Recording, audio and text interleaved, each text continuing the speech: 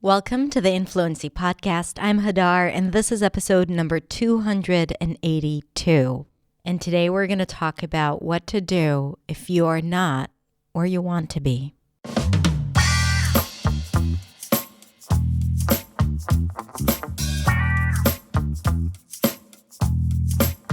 Hey, thank you so much for tuning in for another episode of the Influency Podcast. I'm Hadar, your host, and today I want to talk about something that I'm sure we all experience, whether it's in English or in other areas of our lives, and that is when we don't meet our expectations, when we are at a place in our lives that is not where we hoped to be. And I see that a lot in English. I see that people share with me their experience and all the work they've put in, or, I've been living in the US for 14 years and this is where I'm at. I'm still struggling with English. And I always see that theme of not being where I want to be.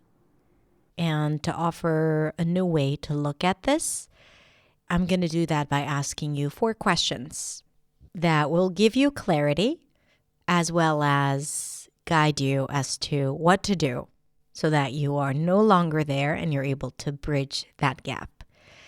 Now, this episode is also on YouTube, so you can watch it as a video, but there's nothing special about the video. I'm not going to dance or anything like that. So you can totally listen to it as a podcast episode, but I want to apologize in advance because this batch of videos that I recorded had some issues with the sound, and I actually wanted to re-record this video because I do not like it when there are sound issues, but I feel like I was so on point with this video.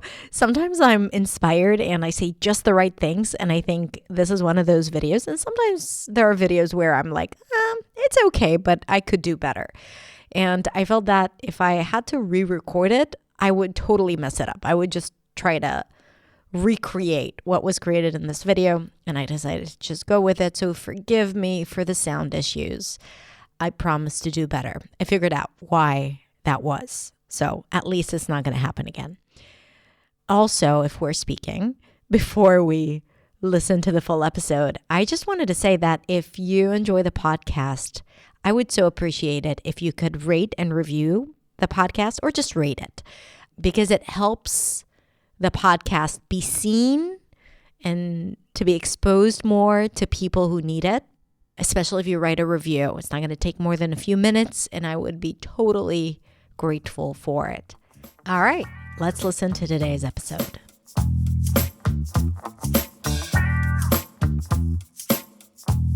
If you are an English learner and you feel like your fluency and your English are not where you want them to be, then this episode is for you. Because as a speaker of a second language, there's always a gap. There is a gap between the English that you know and the English that you're able to speak. But there's also a gap sometimes for some people between where you want to be and where you actually are.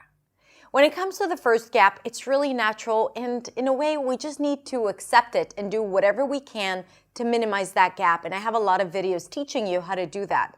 The reason why that happens, by the way, is because we are exposed to English a lot more in a passive way than in an active way. And this is why this gap is created. Also, when we actually use the language, there are a lot of other components that get in the way, like fear and lack of speaking practice, that will interfere with your ability to produce the language. As for the gap between where you were hoping to be and where you actually are, well, that we actually really need to talk about, because having this feeling is definitely not productive and is not motivating, and it's not going to get you excited about your English practice. You're just going to feel not good enough and as if this is not working for you, and you might even give up. And I want to break it down and show you why it's okay to feel like that, and also what you can do about it to improve and start minimizing that gap. First thing is expectations. Because maybe your expectations were a little too high for what you were able to achieve or accomplish in this time in your life. As I'm recording this is the end of 2022.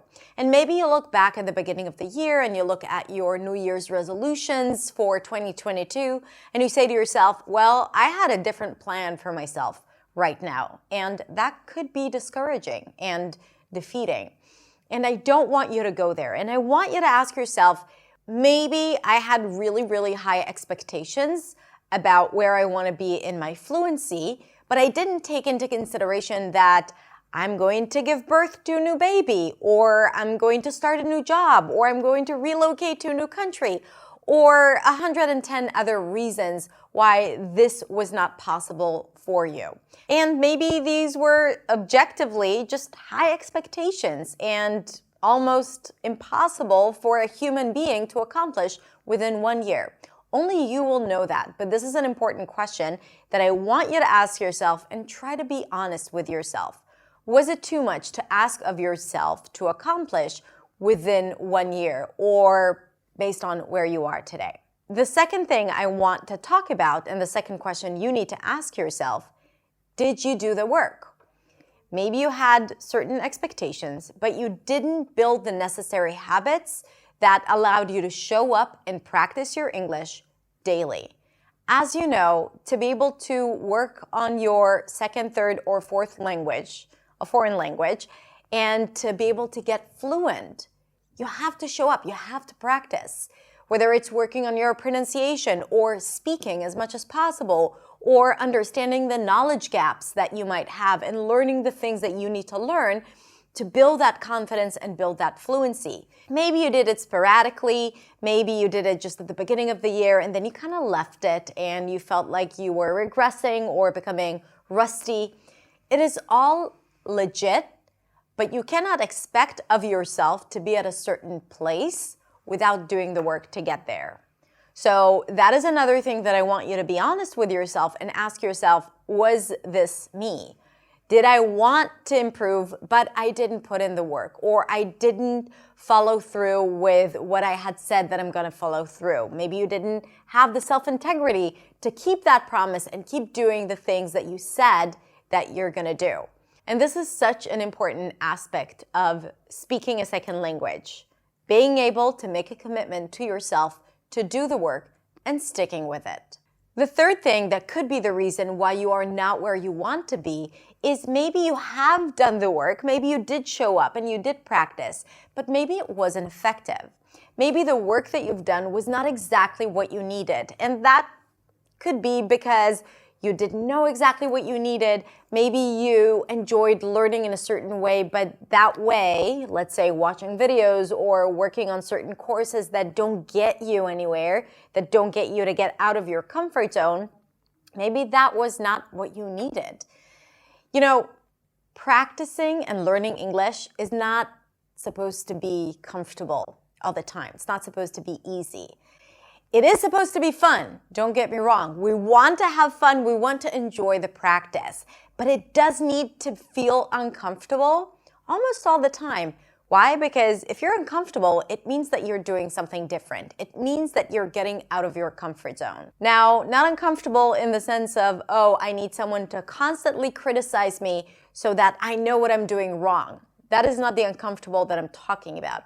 I'm talking about courage. I'm talking about doing things that you don't usually do. I'm talking about speaking as much as possible and making videos and recording yourself and going to job interviews in English, even if you're not really looking for a job, but just for the sake of practice. So this is how it's supposed to feel. If it gets too comfortable and too repetitive and you keep doing more of the same, then you might not be improving. I talk about it a lot. It's called the illusion of learning, where you are actually doing things, you're learning, you're practicing, you're spending time on it, but you stay stuck on the same level so that you're not improving. Now, I'm going to link to a few videos that talk just about that, so you can learn more if that is the case for you.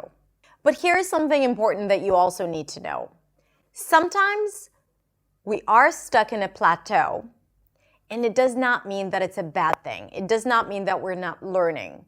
So even if there is a gap and you feel like you're stuck, if you've been doing things that you know are helpful and you still cannot see an impact and a difference, know that there are times where you might feel stuck, but something is working in the background, okay? It's just like in winter when you don't see the flowers on the ground. It doesn't mean that the seeds are not inside the ground, growing and strengthening and waiting for the moment they can come out. Same thing for you.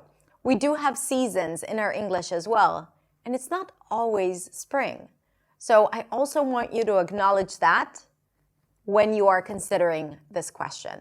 The last question I want you to ask yourself, if you feel like you're not where you want to be, is maybe you have improved a lot and you're just unable to see it. Maybe you haven't set for yourself a way to measure your progress. Maybe you're unable to celebrate your achievement and you always feel like you're not enough, so you're not even able to see where you are today and you just think that it's not where you want to be. But in fact, looking back, you have made a huge progress. So I want you to take a minute actually and look back, look at where you were a year ago and ask yourself, have I improved? Am I doing things now that were not possible for me before? Have I made a lot of connections in English? Do I have more friends? Do I know more people now thanks to English? If the answer is yes, then maybe you need to reevaluate where you are today. Maybe you have been improving. Maybe you have been improving a lot. You just can't see it. So maybe you need to sit down and list all your achievements to see if that is the case. So to conclude, these are the questions that you want to ask yourself if you are not where you want to be.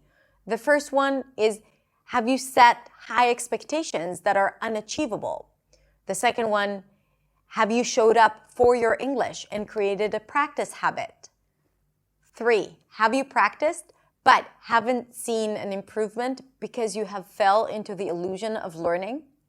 Or 4, have you improved, but you simply cannot see it? Once you know the answers to these questions, you will know how to solve them. Plus, I have a lot of resources for you for each one of those stages, so make sure you check out the description below the video or on the website. All right, that's it. Now, here's the thing. It does not matter if you are where you wanted to be or you're not where you wanted to be. The most important thing is that tomorrow you can start over. Heck, you can start over right now. And you can make the changes that you've been wanting to make or that you now know that you need to make. And you can start instantly. So it doesn't matter. Don't beat yourself up for what was. Just focus on what will be and what is right now. And you are here learning, which means that you're already on the right track. Now, I'm really curious to hear where you are at. Let me know if you are the person with the high expectations or the lack of practice or lack of effective practice, or maybe you are the one who cannot see their improvements and acknowledge their achievements. Let me know in the comments, and I'm really curious to see what is the type that is most common. Thank you so much. Have a beautiful, beautiful rest of the day. Happy holidays if you're celebrating, and I will see you next week in the next video. Bye.